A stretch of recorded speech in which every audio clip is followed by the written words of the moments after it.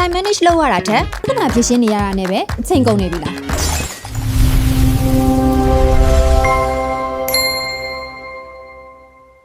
customer order တွေကလည်းမှားနေရယ် order process တွေကလည်းနှောင့်နှေးနေတယ်။ cash ဆေးရလည်းမကိုက်ပြန်ဘူး။တနေ့ကုန်ရောင်းဘယ်လောက်ရလဲဆိုတာတော့မှဖုန်းဆက်မေးနေရတယ်။ဒီလိုပြဿနာတွေကဘားရဲ့ restaurant လုပ်ငန်းတော်တော်များများမှာနေ့စဉ်ကြုံတွေ့နေရတဲ့အခက်အခဲတွေပါ။ဒါပေမဲ့လုပ်ငန်းတစ်ခုကြီးထွားဖို့ဆိုတာပြဿနာတွေကိုလိုက်ဖြေရှင်းရတာမဟုတ်ဘဲနဲ့စနစ်တကျထိန်းချုပ်နိုင်ဖို့လိုအပ်ပါတယ်။ဒီလိုစနစ်တကျထိန်းချုပ်နိုင်ဖို့ကူညီပေးနိုင်တဲ့ Cafe POS Restaurant Management Software မှာဆိုရင်တော့ order တစ်ခုဝင်လာတာနဲ့ kitchen, bar, light သက်ဆိုင်ရာ printer များကိုခွဲထွက်ပေးနိုင်တယ်။ reservation တွေကိုကြိုတင်စီမံနိုင်ပြီး event နဲ့ party booking တွေကို auto alert နဲ့တတိပေးနိုင်မယ်။ set menu, package, promotion, happy hour, buy one get one အစရှိတဲ့ promotion မျိုးကိုအလွယ်တကူသတ်မှတ်အသုံးပြုနိုင်မယ်။ငွေပေးချေရမှာလည်း cash, card, digital payment အမျိုးနဲ့အမှားရင်းမရှိမြန်ဆန်စွာလက်ခံနိုင်မယ်။ user permission သတ်မှတ်နိုင်တာကြောင့်ဝန်ထမ်းတဦးချင်းစီရဲ့လုပ်ပိုင်ခွင့်ကိုထိန်းချုပ်နိုင်မယ်။အယောင်စရင်အသုံးစရိတ်စရင် revenue focus နဲ့ top sale item တွေကိုအချိန်နဲ့တပြေးညီကြည့်ရှုစစ်ဆေးနိုင်မယ်